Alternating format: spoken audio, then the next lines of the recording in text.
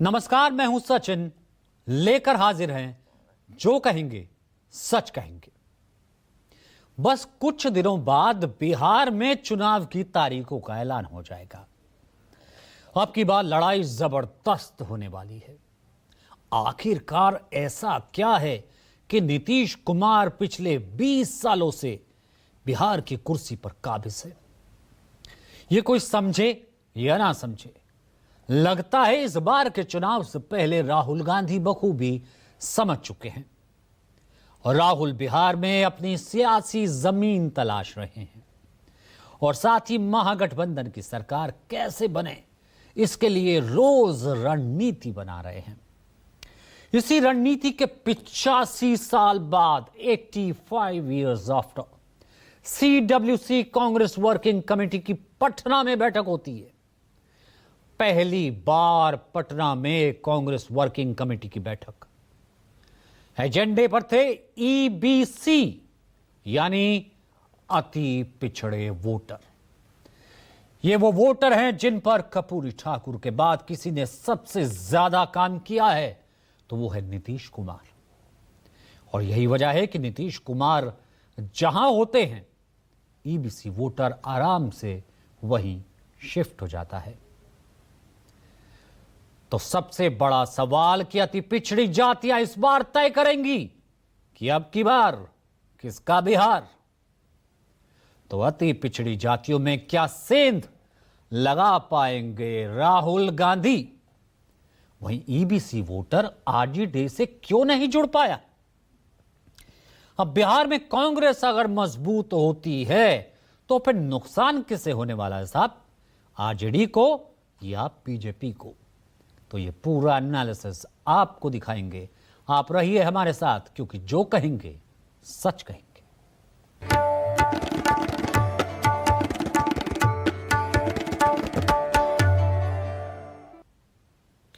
पटना का ऐतिहासिक मैदान, सदाकत आश्रम। 85 साल बाद कांग्रेस वर्किंग कमेटी की बैठक होती है। 4.5 घंटे तक चली इस बैठक में कांग्रेस अध्यक्ष मल्लिकार्जुन खड़गे और राहुल गांधी समेत कांग्रेस के सभी बड़े नेता मौजूद रहे। कांग्रेस की पूरी रणनीति आपको बताएंगे, लेकिन सबसे पहले आपको बताते हैं कि इस बैठक में क्या हुआ। 51 लोगों ने CWC बैठक को संबोधित किया। CWC मीटिंग में 2 प्रस्ताव पारित किए गए।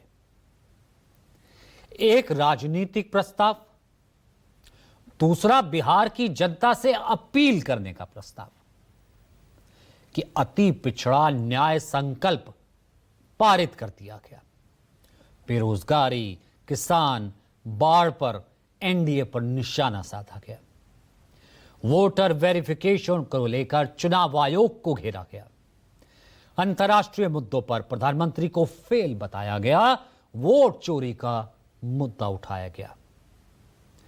कांग्रेस वर्किंग कमेटी CWC की बैठक के बाद अति पिछड़ा न्याय संकल्प का आयोजन पटना के होटल चाणक्य में किया गया, जिसपे कांग्रेस अध्यक्ष खड़गे, राहुल गांधी, तेजस्वी यादव, मंगनी लाल मंडल, मुकेश सहनी और लेफ्ट के सभी नेता मौजूद थे। तेजस्वी थे लालू प्रसाद यादव से खुद तेजस्वी और साथ ही साथ राहुल गांधी खड़गे। CWC के बाद यह अति पिछड़ा बिहार आंदोलन शुरू किया गया। बड़ा वोट बैंक है CWC। कांग्रेस इसी वोट बैंक के जरिए अपनी खोई जमीन तलाशने की कोशिश में लगी है। इसीलिए अति पिछड़ा न्याय संकल्प कार्यक्रम पटना में आयोजित किया गया। इस पूरे सम्मेलन में बिहार से पिछड़ा प्रकोष्ठ के लोग आए। लोगों को बुलाया गया और पिछड़े वर्ग की समस्याओं पर संवाद किया गया। अति पिछड़ा न्याय संकल्प के जरिए कांग्रेस ने इशारा तो कर दिया कि उसकी नजर बिहार के 36% अति पिछड़ा वोट बैंक पर है और इसलिए EBC इकोनॉमिकल बैकवर्ड क्लास को साधने की कोशिश की जा रही है।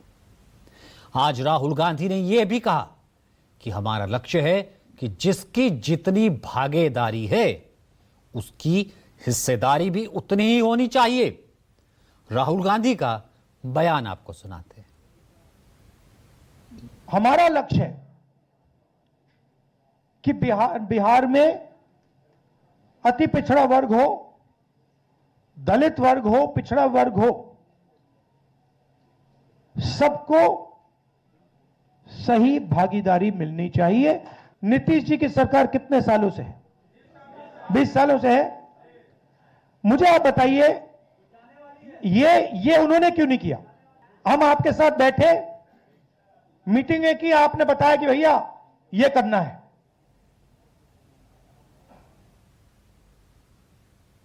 अब इस बैठक का अहमियत अंदाजा इससे लगाया जा सकता है कि कांग्रेस अध्यक्ष मल्लिकार्जुन खड़गे भी पहुंचे थे। मल्लिकार्जुन खड़गे ने भी अति पिछड़ों को लुभाने की कोशिश की और सरकार आने पर आरक्षण की सीमा बढ़ाकर 30% तक करने की घोषणा कर दी। तो बीजेपी ने भी इसका जवाब दे दिया। आपको यह बयान सुनना चाहिए। जब हमारी सरकार आएगी, जल्दी आने वाली है, तो उस वक्त ये सारे चीज ध्यान में रख के हम एक एक करने जा रहे हैं।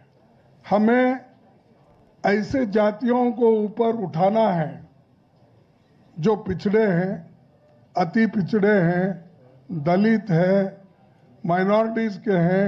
तो इसीलिए आज सभी नेताओं ने ये ठान लिया है कि 10 पॉइंट प्रोग्राम हमारी सरकार आने के बाद हम इसको इम्प्लीमेंट करेंगे। यहाँ पर जो है बिहार में भी आया नीतीश, गया नीतीश, ये शुरू हो गया। तो इसीलिए अब एक बार गया तो उसको जाने दो। ये जो कास्ट सेंसस की बात हो रही है, कास्ट सेंसस नरेंद्र मोदी जी ने इसे स्थापित किया है, नरेंद्र मोदी जी ने डिक्लेयर किया है। हमारे देश के OBC prime minister Narendra Modi ji ने कास्ट सेंसस होगा इसका कुछ दिनों पहले ऐलान भी किया, पार्लियामेंट में यह घोषित हुआ। आज राहुल गांधी जी ने कहा कि हम सरकार में यदि आएंगे तो जो गवर्नमेंट कॉन्ट्रैक्ट्स है उसमें हम रिजर्वेशन देंगे ओबीसी को, ईबीसी को। आप याद करिए, कर्नाटक में भी उन्हीं की सरकार है और वहां 4% का रिजर्वेशन गवर्नमेंट कॉन्ट्रैक्ट्स और टेंडर में केवल मुसलमानों को दिया गया। दरअसल सियासत में कर्पूरी ठाकुर से पहले या उनके पहले अति पिछड़ों को कम महत्व दिया जाता था, लेकिन जब 70 के दशक में अति पिछड़े समुदाय से आने वाले कर्पूरी ठाकुर बिहार के मुख्यमंत्री बने तो उन्होंने इस समाज को विकास की मुख्य धारा में लाने की बड़ी कोशिश की। इसके बाद नीतीश कुमार ने ईबीसी समुदाय को अपनी योजनाओं के जरिए जोड़ा और एक बड़ा वोट बैंक अपने साथ बना लिया। अब कांग्रेस की कोशिश है कि ईबीसी वोटर अगर महागठबंधन की तरफ आता है तो बिहार की सियासत में बड़ी सफलता मिल सकती है। इसी प्लानिंग के तहत पटना महागठबंधन नेताओं की मौजूदगी में अति पिछड़ा न्याय संकल्प पारित किया गया। पंचायती राज और नगर निकाय में ईबीसी आरक्षण को बढ़ाकर 30% किया जाएगा। SC/SC एक्ट की तरह ईबीसी एक्ट लाने की भी तैयारी है, इसका ऐलान कर दिया गया। अब इसके पीछे की रणनीति आपको समझनी होगी। तो पहले आप बिहार में निकाय और पंचायती चुनाव में ईबीसी आरक्षण का यह पूरा गणित समझिए, यानी कि ग्रास रूट लेवल। बिहार में अति पिछड़ा के लिए पंचायत और निकाय चुनाव में आरक्षण की सीमा है 20%। अब यह वायदा इसे बढ़ाकर सरकार आई तो 30% किया जाएगा।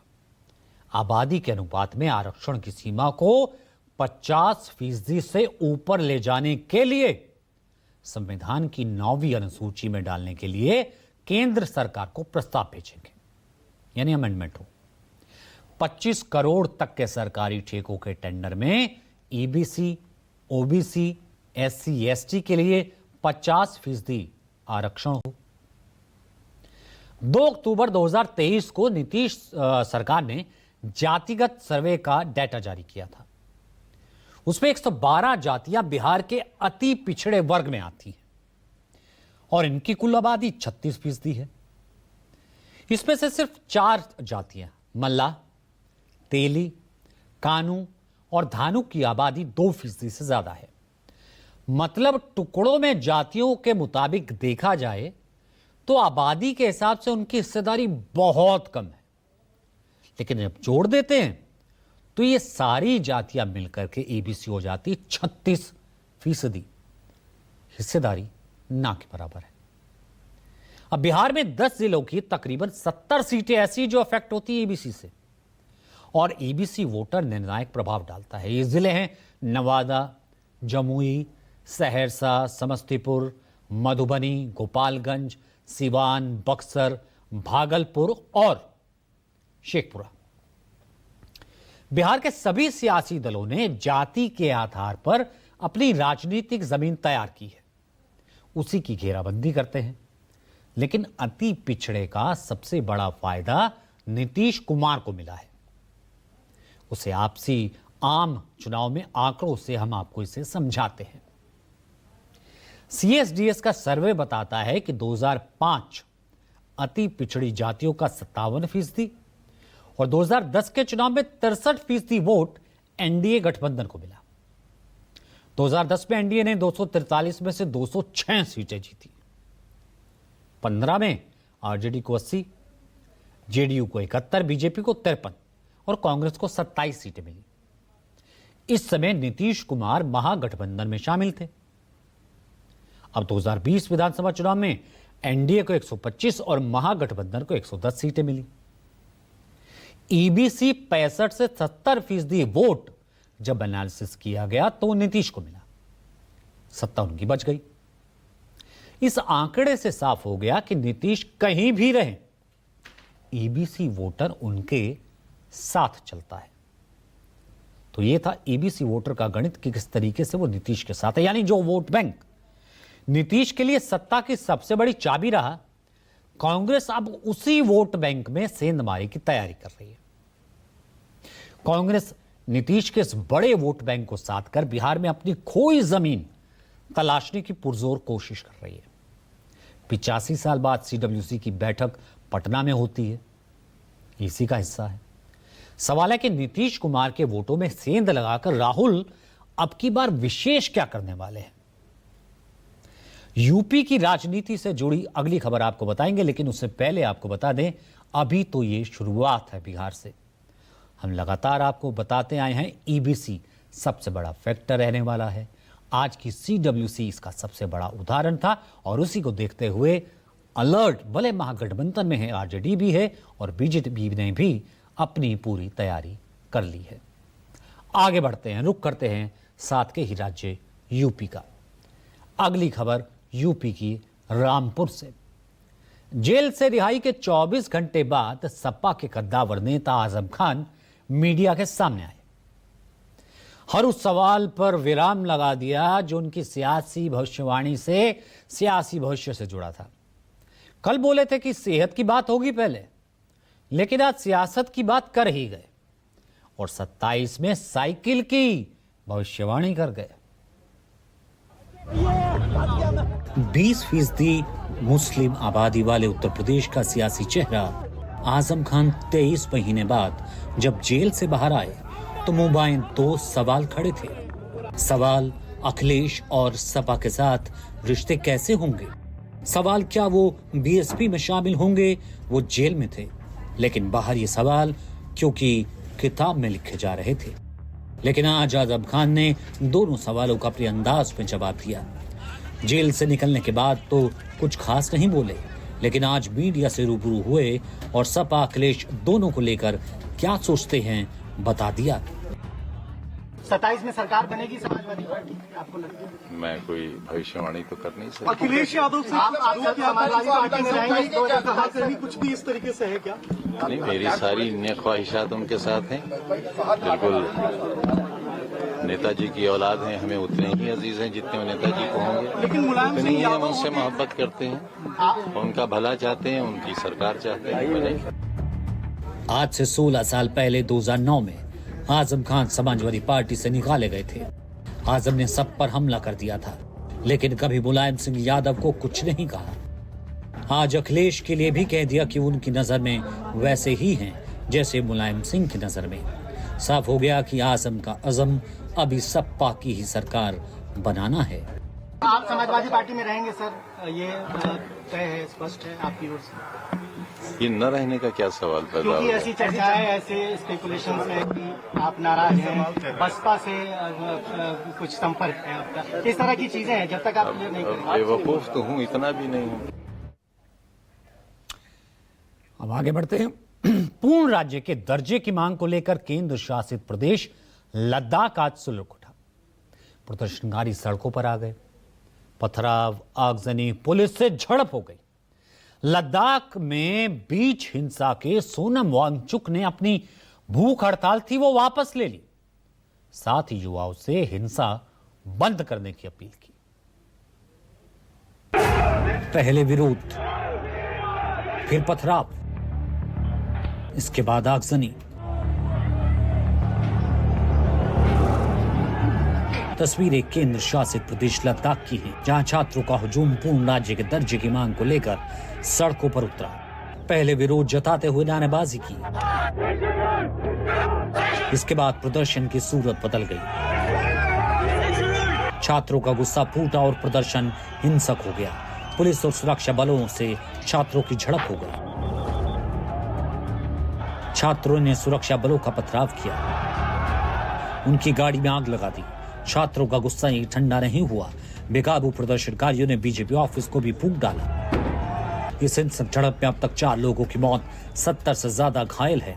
दरअसल इन छात्रों ने सोशल एक्टिविस्ट सोनम वांगचुक के समर्थन में विरोध प्रदर्शन किया। वांगचुक पिछले 15 दिन से भूख हड़ताल पर थे। दरअसल सोनम वांगचुक लद्दाख को पूर्ण राज्य का दर्जा, 16वीं अनुसूची के तहत संवैधानिक सुरक्षा, कारगिल और लेह अलग लोकसभा सीट और सरकारी नौकरी में स्थानीय लोगों की भर्ती की मांग लंबे अरसे से कर रहे थे। इन्हीं मांगों को लेकर प्रदर्शनकारियों ने 24 सितंबर को बंद बुलाया था। भीड़ जुटाने के लिए सोशल मीडिया का इस्तेमाल हुआ और लोगों से लेह हिल काउंसिल पहुंचने की अपील की गई। लोग पहुंचे भी। पुलिस ने जब रोका तो भीड़ उग्र हो गई। इस प्रदर्शन को लेकर क्या कहना है सोनम का, सुनिए। युवा पीढ़ी का बड़ास था, एक तरह का जेन ज़ी रेवोल्यूशन, जो कि उनको सड़कों पे लाया। अंत में अगर हिंसा कर बैठे तो ये हमारा रास्ता नहीं है। इसलिए मैं फिर युवा पीढ़ी से हाथ जोड़कर विनती करता हूं कि हम शांति के ही रास्ते से सरकार को कहें। तो लद्दाख के हालात क्यों बिगड़े? क्या इसे जानबूझकर बिगाड़ा गया? सूत्र बता रहे हैं कि केंद्र सरकार बातचीत के लिए तैयार थी। 6 अक्टूबर को बातचीत की तारीख भी तय कर दी गई थी, लेकिन फिर ऐसा क्या हुआ कि हिंसा भड़क गई? सोनम वांगचुक लंबे समय से लद्दाख में प्रदर्शन करते रहे हैं। कुछ भी हो, इसमें युवाओं को दोषी नहीं ठहराया जा सकता। तो क्या उन्हें गुमराह किया गया? क्या राजनीतिक स्वार्थ के लिए भड़काया गया? ये कुछ ऐसे सवाल हैं जिनका जवाब आना बाकी है। तो जो कहेंगे सच कहेंगे। आज के लिए इतना ही, फिर होगी आप